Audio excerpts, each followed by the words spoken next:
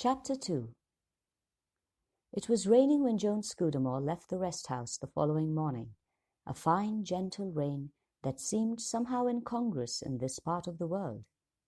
She found that she was the only passenger going west, a sufficiently uncommon occurrence, it appeared, although there was not much traffic this time of year. There had been a large convoy on the preceding Friday. A battered-looking touring car was waiting with a European driver and a native relief driver. The manager of the rest house was on the steps in the grey dawn of the morning to hand Joan in, yell at the Arabs until they adjusted the baggage to his satisfaction, and to wish Mademoiselle, as he called all his lady guests, a safe and comfortable journey. He bowed magnificently and handed her a small cardboard container in which was her lunch. The driver yelled out cheerily, "Bye-bye, Satan! See you tomorrow night or next week. And it looks more like next week." The car started off. It wound through the streets of the Oriental city with its grotesque and unexpected blocks of Occidental architecture. The horn blared, donkeys swerved aside, children ran. They drove out through the western gate and onto a broad, unequally paved road that looked important enough to run to the world's end. Actually, it petered out abruptly after 2 kilometers, and an irregular track took its place. In good weather, it was, Joan knew, about 7 hours' run to Tel Abu Hamid, which was the present terminus of the Turkish railway. The train from Stamboul arrived there this morning and would go back again at 8:30 this evening. There was a small rest house at Tel Abu Hamid for the convenience of travellers, where they were served with what meals they might need. They should meet the convoy coming east about halfway along the track. The going was now very uneven. The car leapt and jumped, and Joan was thrown up and down in her seat. The driver called back that he hoped she was all right. It was a bumpy bit of track, but he wanted to hurry as much as possible in case he had difficulty crossing the 2 wadis they had to negotiate. From time to time he looked anxiously up at the sky. The rain began to fall faster, and the car began to do a series of skids, zigzagging to and fro and making Joan feel slightly sick. They reached the first wadi about 11. There was water in it, but they got across, and after a slight peril of sticking on the hill up the other side, drew out of it successfully. About 2 kilometers farther on, they ran into soft ground and stuck there. Joan slipped on a mackintosh coat and got out, opening her box of lunch and eating as she walked up and down and watched the 2 men working, digging with spades, flinging jacks at each other, putting boards they had brought with them under the wheels. They swore and toiled, and the wheels spun angrily in the air. It seemed to Joan an impossible task, but the driver assured her that it wasn't a bad place at all. Finally, with unnerving suddenness, the wheels bit and roared, and the car quivered forward on to drier ground. A little farther on, they encountered 2 cars coming in the opposite direction. All 3 stopped, and the drivers held a consultation, giving each other recommendations and advice. In the other cars were a woman and a baby, a young French officer, an elderly Armenian, and 2 commercial-looking Englishmen. Presently, they went on. They stuck twice more, and again the long, laborious business of jacking up and digging out had to be undertaken. The second wadi was more difficult of negotiation than the first one. It was dusk when they came to it, and the water was rushing through it. Joan asked anxiously, "Will the train wait?" "They usually give an hour's grace. They can make that on the run, but they won't delay beyond 9:30. However, the track gets better from now on. Different kind of ground. More open desert." They had a bad time clearing the wadi. The farther bank was sheer slippery mud. It was dark when the car at last reached dry ground. From then on, the going was better. But when they got to Tel Abu Hamid, it was 10:15, and the train to Stamboul had gone. Joan was so completely done up that she hardly noticed her surroundings. She stumbled into the rest house dining room with its trestle tables, refused food but asked for tea, and then went straight to the dimly lit, bleak room with its 3 iron beds, and taking out bare necessaries, she tumbled into bed and slept like a log. She awoke the next morning, her usual cool, competent self. She sat up in bed and looked at her watch. It was 9:30. She got up, dressed, and came out into the dining room. An Indian with an artistic turban wrapped round his head appeared, and she ordered breakfast. Then she strolled to the door and looked out. With a slight humorous grimace, she acknowledged to herself that she had indeed arrived at the middle of nowhere. This time, she reflected, it looked like taking about double the time. On her journey out, she had flown from Cairo to Baghdad. This route was new to her.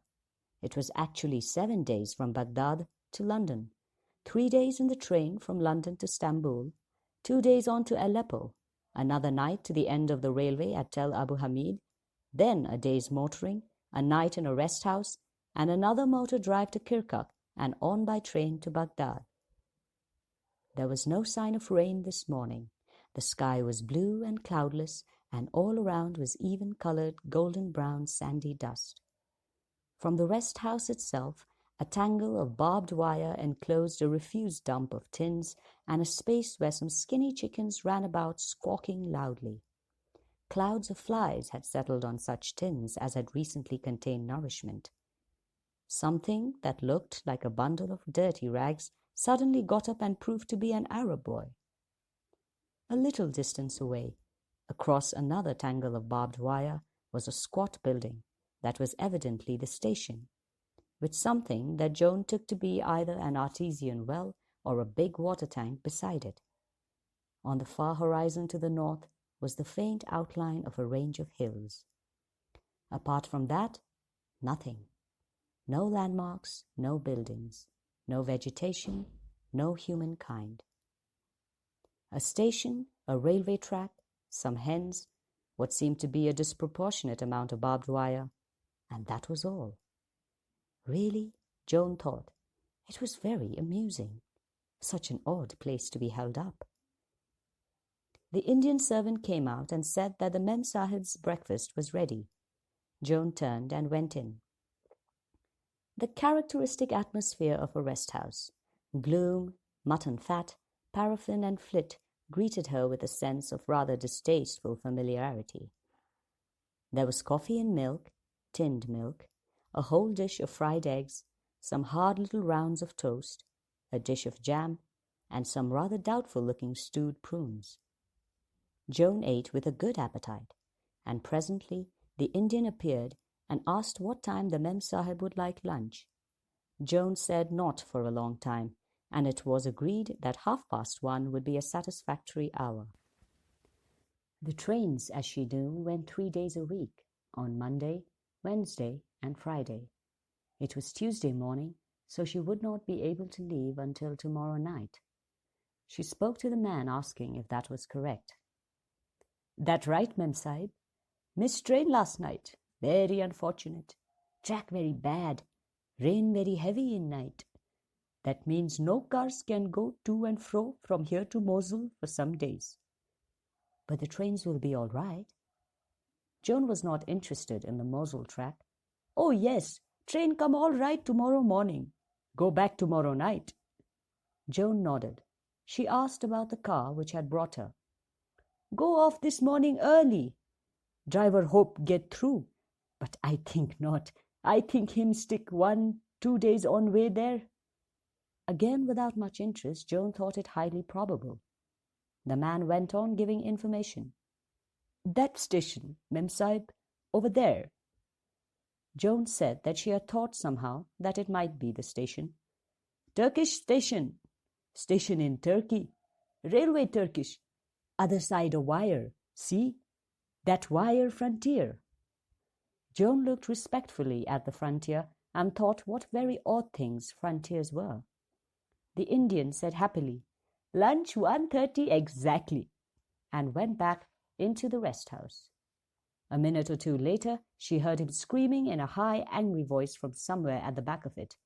2 other voices chimed in. A spat of high, excited Arabic filled the air. Joan wondered why it was always Indians who seemed to be in charge of rest houses like this one.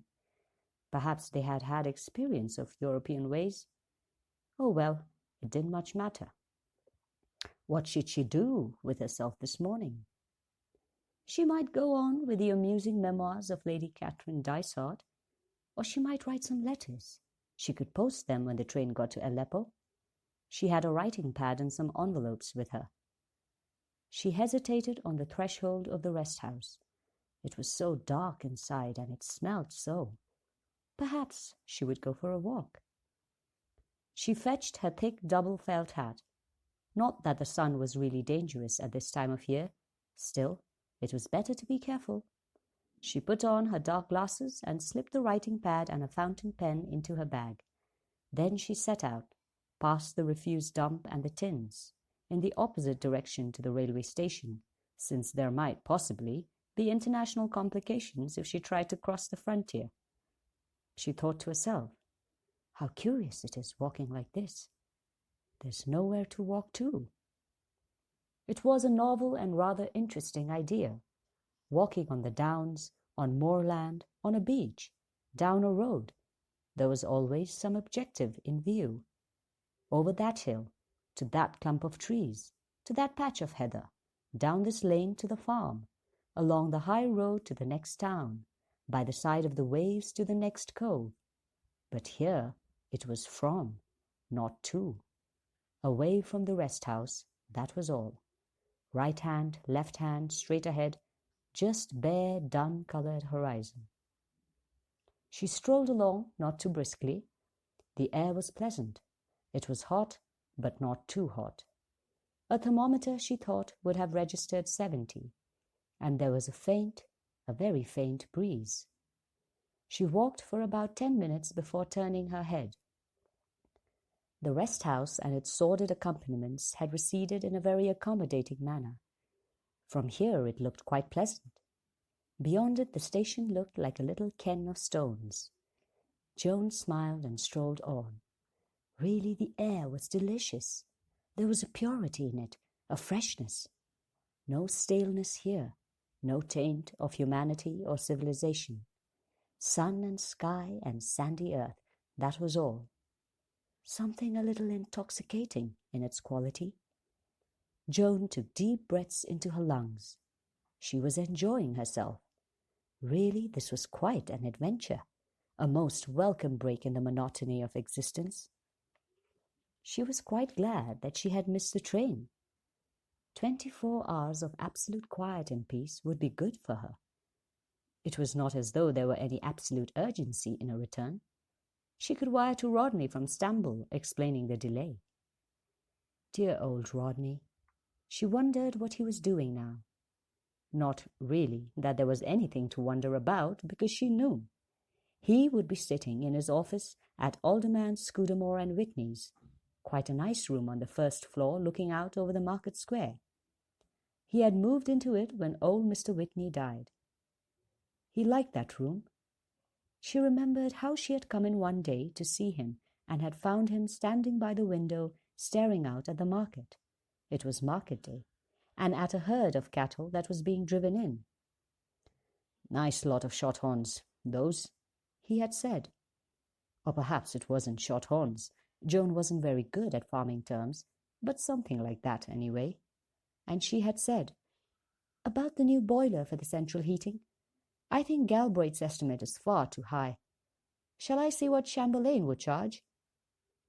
She remembered the slow way Rodney had turned, taking off his glasses and rubbing his eyes and looking at her in an absent, far-away manner, as though he didn't really see her, and the way he had said, boiler, as though it was some difficult and remote subject he had never heard of, and then saying, really, rather stupidly, I believe Hoddesdon's selling that young bull of his. Wants the money, I suppose. She thought it was very nice of Rodney to be so interested in old Hoddesdon at Lower Mead Farm. Poor old man, everyone knew he was going down the hill. But she did wish Rodney would be a little quicker at listening to what was said to him, because, after all, people expected a lawyer to be sharp and alert, And if Rodney was to look at clients in that vague way, it might create quite a bad impression. So she had said with quick, affectionate impatience, "Don't wool gather, Rodney. It's the boiler I'm talking about for the central heating." And Rodney had said, "Certainly, have a second estimate, but that costs were bound to be higher, and they must just make up their minds to it." And then he had glanced at the papers piled up on his desk, and she had said that she mustn't keep him. It looked as though he had a lot of work to do. Rodney smiled and said that as a matter of fact, he had got a lot of work piled up, and he'd been wasting time already watching the market. "That's why I like this room," he said. "I look forward to Fridays. Listen to them now." And he had held up his hand, and she had listened, and heard a good deal of mooing and lowing, really a very confused and rather ugly noise of cattle and sheep. But Rodney, funnily enough, seemed to like it. He stood there, his head a little on one side, smiling. Oh well, it would not be market day today. Rodney would be at his desk with no distractions, and her fears about clients thinking Rodney vague had been quite unfounded. He was by far the most popular member of the firm. Everyone liked him, which was half the battle in a country solicitor's practice. And but for me, thought Joan proudly, he'd have turned the whole thing down. Her thoughts went to that day when Rodney had told her about his uncle's offer. It was an old-fashioned, flourishing family business, and it had always been understood that Rodney should go into it after he had passed his law exams. But Uncle Harry's offer of a partnership, and on such excellent terms, was an unexpectedly happy occurrence. Joan had expressed her own delight and surprise, and had congratulated Rodney warmly, before she noticed that Rodney didn't seem to be sharing in her sentiments. He had actually uttered the incredible words, "If I accept," she had exclaimed, dismayed. "But Rodney—" Clearly she remembered the white set face he had turned to her. She hadn't realized before what a nervous person Rodney was. His hands, picking up blades of turf, were trembling. There was a curious, pleading look in his dark eyes. He said, "I hate office life. I hate it." Joan was quick to sympathize. "Oh, I know, darling. It's been awfully stuffy and hard work and just sheer grind, not even interesting. But a partnership is different. I mean, you'll have an interest in the whole thing." "In contracts, leases, messuages, covenants, whereas, in so much as, heretofore—" Some absurd legal rigmarole he had trotted out, his mouth laughing, his eyes sad and pleading so hard with her. And she loved Rodney so much. "But it's always been understood that you'd go into the firm." "Oh, I know. But how was I to guess I'd hate it so?" "But, I mean, what else? What do you want to do?" And he had said, very quickly and eagerly, the words pouring out in a rush, "I want to farm. There's little meat coming into the market. It's in a bad state, Hawley's neglected it, but that's why one could get it cheap. And it's good land, mark you." And he had hurried on, outlining plans, talking in such technical terms that she had felt quite bewildered, for she herself knew nothing of wheat or barley or the rotation of crops or of pedigreed stocks or dairy herds. She could only say in a dismayed voice, "Little Mead? But that's right out under Ashletown, miles from anywhere." "It's good land, Joan, and a good position." He was off again. She'd had no idea that Rodney could be so enthusiastic, could talk so much and with such eagerness. She said doubtfully, "But, darling, would you ever make a living out of it?" "A living? Oh, yes. A bare living, anyway." "That's what I mean. People always say there's no money in farming." "Oh, there isn't, not unless you're damned lucky, or unless you've got a lot of capital." "Well, you see, I mean, it isn't practical." Oh, but it is, Joan. I've got a little money of my own, remember? And with the farm paying its way and making a bit over, we'd be all right. And think of the wonderful life we'd have. It's grand living on a farm. I don't believe you know anything about it. Oh, yes, I do.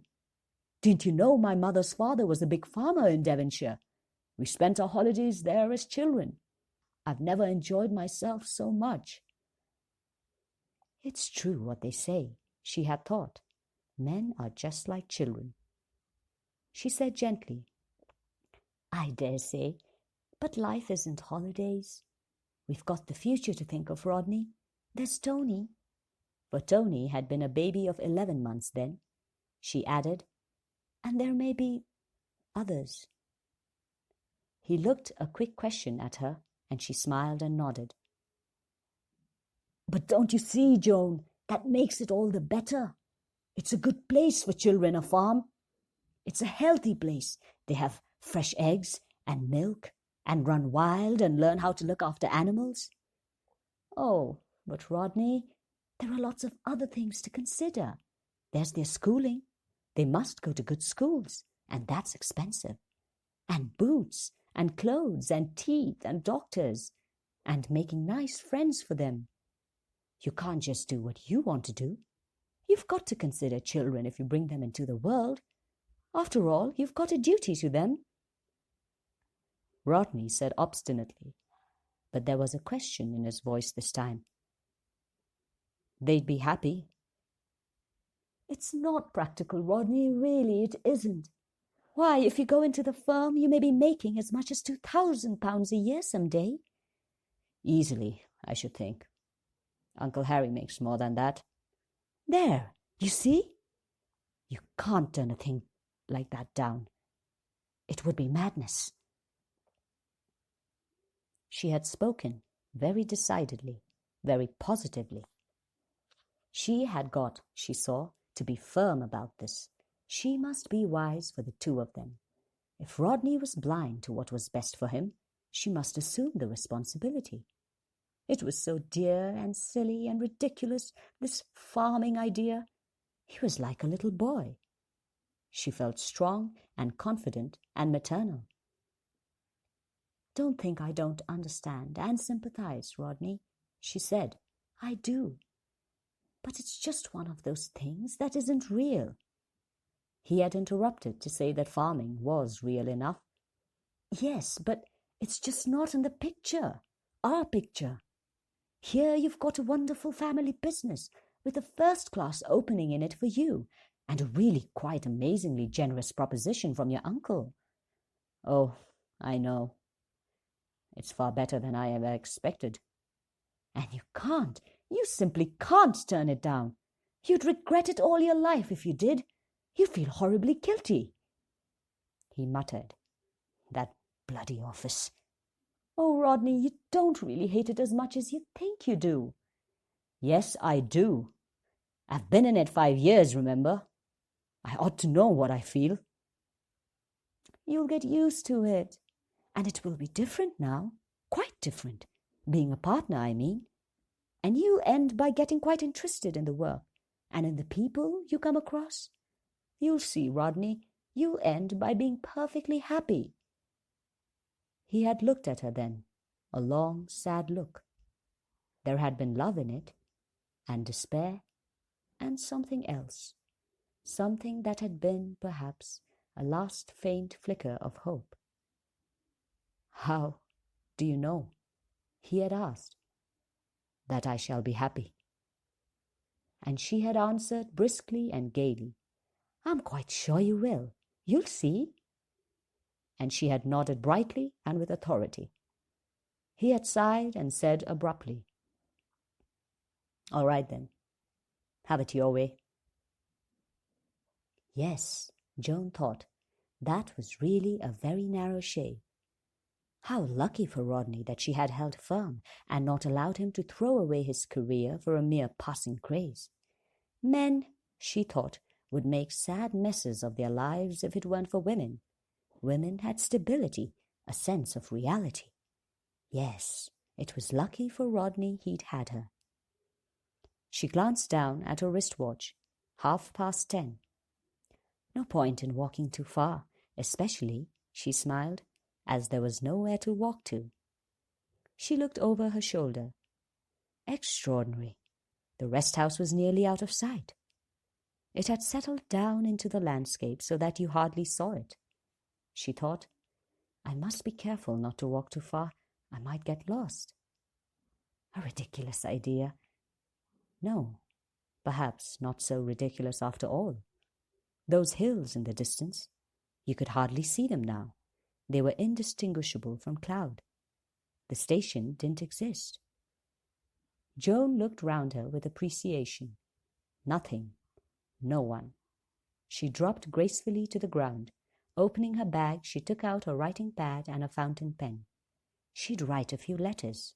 It would be amusing to pass on her sensations. Who should she write to? Lionel West?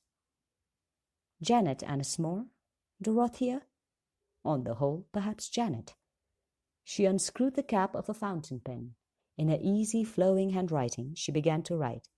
Dearest Janet, you'll never guess where I'm writing this letter. In the middle of the desert. I'm marooned here between trains.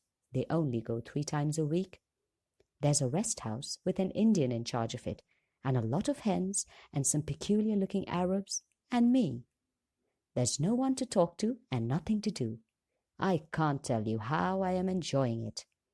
The desert air is wonderful, so incredibly fresh, and the stillness. You'd have to feel it to understand. It's as though for the first time for years I could hear myself think. One leads such a dreadfully busy life, always rushing from one thing to the other. It can't be helped, I suppose, but one ought really to make time for intervals of thought and recuperation. I've only been here half a day, but I feel miles better already. No people. I never realized how much I wanted to get away from people. It's soothing to the nerves to know that all round you, for hundreds of miles, there's nothing but sand and sun. Joan's pen flowed on, evenly, over the paper.